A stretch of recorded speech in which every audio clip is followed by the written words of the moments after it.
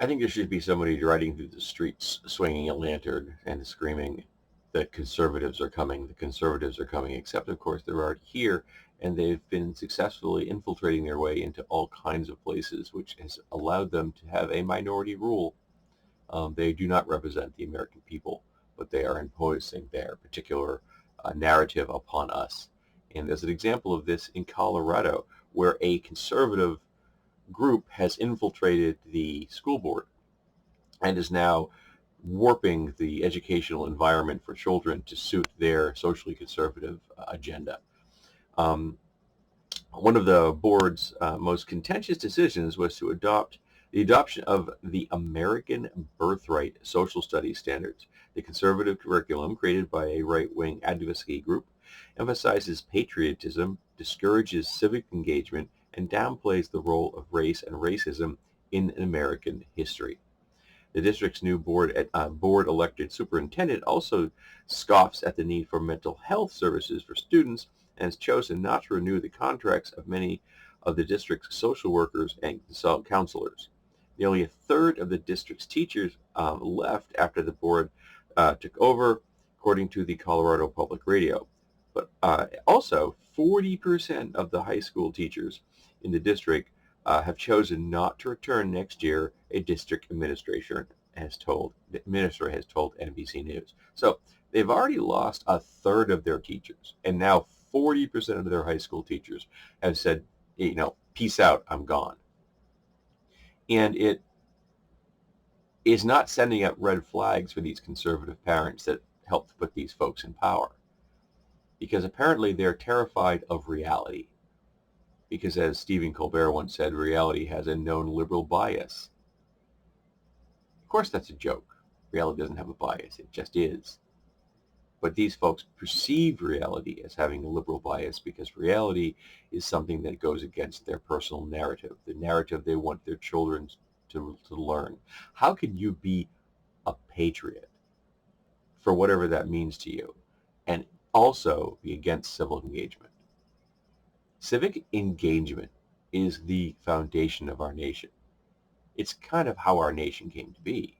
People decided that they wanted to be civically involved in the control of their government, to the extent that they were willing to take up arms and kill for it. That's pretty much being the ultimate expression of civic engagement.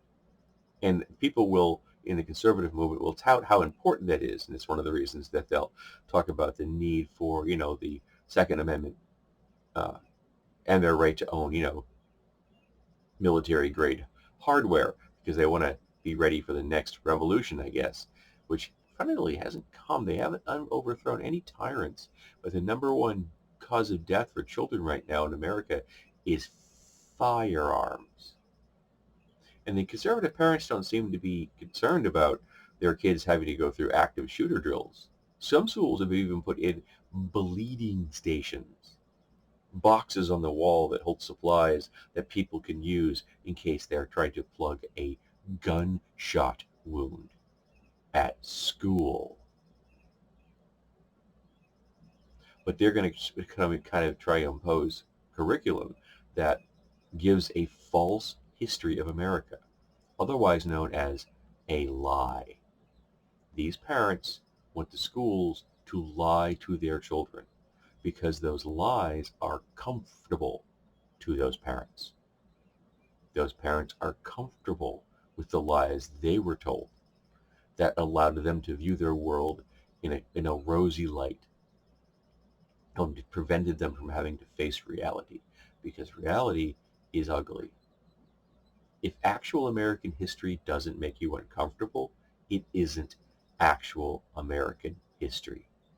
There is no way to know the history of this continent without encountering a lot of very ugly things. Europeans invaded this continent. There is no way to sugarcoat that. They used disease and firearms to help wipe out entire peoples. Entire societies and languages were gone. They kidnapped, they stole humans from another continent, and brought them here to work as slaves, erasing their past, wiping out their connection to their own culture, their own language, their own names. That's the reality. Now you can either face that, learn from it, understand the shameful things that were done on this continent that have helped create the world that you are standing in now, or you can just teach your kid lies. Like it or not, your child is standing on stolen ground. Now we can at least admit it. We can at least come forward and say, hey, you know something? These are the people, and know the names of the people in the place that used to live there. Know the languages that were taught once. I mean, not actually learn the languages. In some cases you can't because we wiped them out. But at least understand that there were languages other than English spoken in this world. Heck, they could even talk about how the first white folks that showed up here were then deeply bigoted against the next wave of white folks. And of course, all of the people that weren't white. And all this happened. It's all reality. How men prevented women to have the right to vote in this country until women fought tooth and nail for that right. No one gave women the right to vote. Men prevented women from voting, and it was women who fought their way to have that right. And we need to teach that.